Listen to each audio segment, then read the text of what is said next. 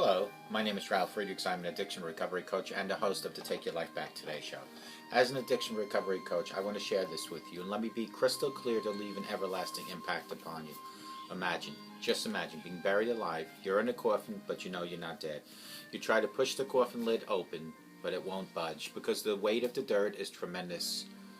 Then you just say, wow, I'm going to die. But then you think, maybe if I bang on the lid, I'll unsettle the dirt that's upon the lid, and maybe, just maybe, someone might notice and start digging their way down to help me.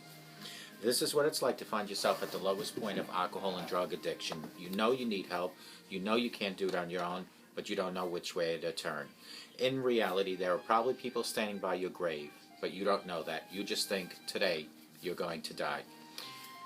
Usually, though, people don't think about death when they're habitually abusing drugs and alcohol. In order to feed an addiction, you have to be great at repressing the fear of death. I often ask you, my audience, did it ever cross your mind that maybe, just maybe, when you abuse drugs and alcohol, you might overdose and take something away from you and your family called your life? You might overdose. God gave you life. Why would you destroy that? By abusing drugs and alcohol.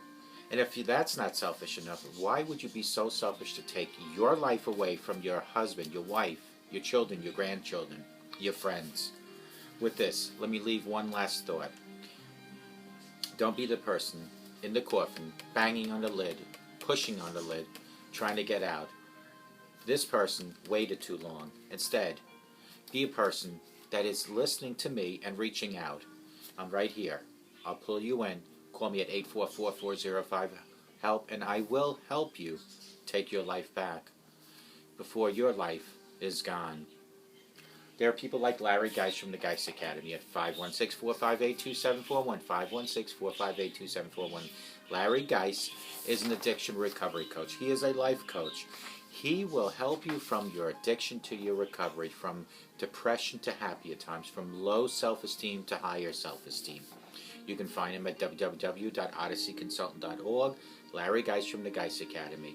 Him and I always tell people like you, it doesn't matter where you've been, it doesn't even matter where you came from. What matters most is where you are right now and how you want to fight for a better life, fight for a better tomorrow. Call Larry at 516-458-2741. Go to www.odysseyconsultant.org. Let Larry Geis help you take back your life. And when you speak to Larry, let him know you heard about him on the Take Your Life Back Today show. Folks, I want to address the issue that I always seem to address, and is why do we make life harder than it is already? If you look around you, life is so very hard. So why would you make it harder by abusing drugs and alcohol? Why would you make it harder by hiding in the closet, drinking and smoking and snorting, when you can make it so much easier, and that is to come out and just say, I need help. Do it for your children, your grandchildren, if not for yourself. Do it to live another day. Do it to have a better tomorrow. I urge you to call me at 844-405-HELP because I want to help you take your life back. I really do. This leads to my topic today. 10 ways you're making your life harder than it has to be. Number 1 on my list is you ascribe intent. Another driver cut you off. Your friend never texted you back. Your coworker went to lunch without you. Everyone can find a reason to be offended on a steady basis. So what caused you to be offended today? You assign bad intent to these otherwise unconscious actions. You took it as a personal affront, a slap in the face. Happy people do not do this. They don't take things personally. They don't ascribe intent and unintentional actions by others. Number 2, you're the star of your own movie. It is a little wonder that you believe the world revolves around you. After all, you think you're the star. After all, you have been the very center of every experience you've ever had. You are the star of your own movie. You wrote the script. You know you want to let it unfold. You even know how you want the script to end. Unfortunately, you forget to give your script to anyone else. As a result, people are unaware of the role they're supposed to play in your movie. Then, when they screw up their lines or fail to fall in love with you or don't give you a promotion, your movie is ruined according to you. Lose your script. Let someone else star once in a while. Welcome new characters to your movie and embrace plot twists. Number 3, the fast forward to apocalypse. People have a way to fast forwarding everything to the worst possible outcome and being pleasantly surprised when the result is marginally better than utter disaster or jail time. My mind unnecessarily wrestles with the events that aren't even remotely likely to happen, is what you and I do daily. Negativity only breeds more negativity. It is happiness riptide. It will carry you away from shore, and if you don't swim away from it, it will pull you under. Number 4, you have unrealistic and or uncommunicated expectations. Among them, many shortcomings of your family and friends is the harsh reality they cannot read your mind or anticipate your whims. Did your boyfriend forget the 6.5-month anniversary of your first date? Did your girlfriend refuse to call at an appointed hour that you had asked her to? Did your friend fail to fawn over your tribal tattoo? Well, these things do happen. There is communication issues in life. Don't take it so personal. Number 5, you are waiting for a sign. I have a friend who won't make a decision without receiving a sign.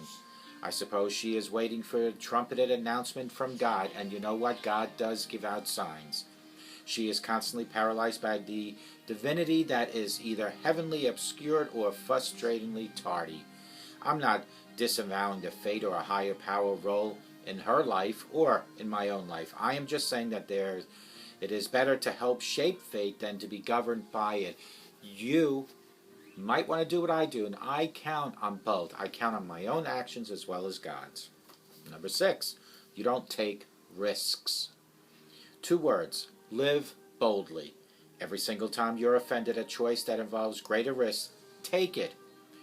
You will lose on many of them, but when you add them up at the end of your life, you'll be glad you did, because the positives will outweigh the negatives, the pluses over the minuses. Number 7, you constantly compare your life to other people. Why? A few years ago, I was invited to a nice big party warehouse downtown. I was enjoying the smooth jazz, box wine, and crustless sandwiches. What more could a guy want? I asked myself at that time. This other person gets all the lucky breaks, I said to myself, when I saw this person dancing with all the ladies. He had a lot more money than most of us. Maybe he was also a lot better looking than us. But I said, stop it. Always remember that even he has flaws. Even he is not perfect. The comparison is the thief of joy. Number 8, you let other people steal from you. If you had $1 million in cash under your mattress, you would check it regularly, take precaution to ensure that it's all there and safe. The one possession you have, it is more important than money and time, but you don't do anything to protect them. In fact, you're willing to give it to the thieves, selfish people, egotistical people, negative people, people who won't shut up. Treat your time like Fort Knox. Guard it closely and give it to those who deserve and respect it, because each and every minute that ticks past your life, you cannot reclaim that minute, you can't reclaim that hour or that day. Number 9, you won't let go. These are getting a little harder, aren't they? That's because sometimes you have to work at happiness. Some hurdles are too difficult to clear by simply adjusting your point of view or adopting a positive mindset. Do you need to forgive someone? Then do it. Do you need to turn your back on a failed relationship? Then do it. Do you need to come to terms with the death of a loved one? You need to move on. Life is full of loss, but in a sense, real happiness would not be possible without it. It helps us to appreciate and savor the things that really matter. It helps us to grow. It can help us help others grow. Closure is the word for people who have never really suffered. Closure is a word for people who also do suffer. Closure is for all involved. There is no such thing as closure for one set of people. You will always have some regret and doubt about your loss. You may always second guess yourself. If you only had said this or tried that, is what you will say daily. Last but not least is you don't give back. One way to deal with loss is to immerse yourself in doing good. Volunteer. Do a blog. Do a website. Do a show. Get involved in life. It doesn't even have to be a big structured thing. Say a kind word. Encourage someone. A smile carries a long way. Pay a visit to someone who is alone. Go to a nursing home. Go to the jails. Get away from your self-absorption and start thinking about others. These are the 10 ways to making your life harder than it has to be. Number 1 was you ascribe intent. Another driver cuts you off. Your friend texts you, never texted you back. Your co-worker went to lunch without you. Everyone can find a reason to be offended on a steady base, but you need to go on. Sorry about the yawn. I watched the polls last night, and in Nevada there is I believe it's 3-hour difference. I didn't go to bed till 3 this morning. Got up at 5. Number 2 is you're the star of your own movie, folks. This is making your life so much harder. Let other characters come into your script. You are not the main character. You are not the beginning and the ending. There has to be people in the beginning, in the middle, and in the end. Number 3 is you fast forward to the apocalypse. People have to have a way fast forwarding everything to the worst possible outcome. If you face crisis, don't jump conclusions. Analyze, take your time, and figure it out. Number 4, you have unrealistic, uncommunicated expectations. So what if somebody texted you later than you expected or didn't keep an appointment? These things happen in life. You need to let go of that. You are waiting for a sign. Folks, I am not, and I want everybody to please understand this, I am not saying that because I do come from a Christian family, I do believe that signs do come from God. But I also believe that sometimes you have to take fate into your own hands in conjunction with a sign from God. I'm not saying as an alternative, but in conjunction. Because if you need something done, sometimes God answers prayers at His own pace. And sometimes we need to make judgmental calls at a quicker pace. Number 6 is you don't take risks. 2 words, live boldly. You have to take risks in life. Sometimes those risks don't pay off. Sometimes they do. Number 7, you constantly compare your life to others. Stop doing that, folks. Worry about yourself. I don't compare my life to anyone else. And believe me, there are people around me with so much money. There are people around me that are better looking than me. There are people around me that have more than I have. However, what I do have lies within here, and that is worth more than anything in the world. And I do have a beautiful family, a beautiful wife, more than anyone else that might have a lot of money can say. Number 8, you let other people steal from you. And when I say steal, I'm not talking about money, because you protect that money and you protect your jewelry. What I'm talking about, steal your time, because time cannot be replaced. Every minute, every hour, every day cannot be replaced. Number 9, you can't and won't let go. These are getting a little harder, aren't they? That because sometimes you have to work at happiness. Some hurdles are too difficult to clear by simply adjusting your point of view, adopting positive mindset. Do you need to forgive someone? Do you need to turn your back on a failed relationship? Do you need to come to terms with death of loved ones? Well, these are the things that you have to start doing. Do not put them on the back burner, and don't get to a point where you won't let go, because you need to let go. You need to move forward. You know, they say take 2 steps back and 1 step forward, or 2 steps forward and 1 step back, or whatever the saying is, but you need to move forward. Last but not least is you don't give back, and you need to give back. One way to deal with loss is to immerse yourself in good. You need to volunteer. There are people in a correction facility that would love for you to come and visit them. In a nursing home, in a homeless shelter.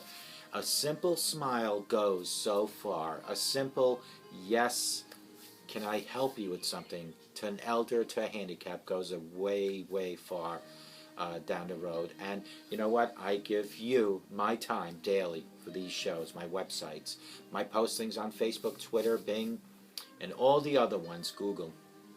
Folks, today is the first day that you can start making your life easier by eliminating what we just looked at that makes your life harder.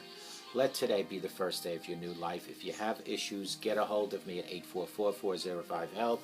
Get a hold of Larry Geis at 516-458-2741. Let both of us help you take your life back. I hope you have the best day of your life. I hope and pray you have the most sober rest of your life, and I hope and pray you make your life as easy as possible and start being kind to each other and loving each other for a better life, a better world, and a better tomorrow. Take care.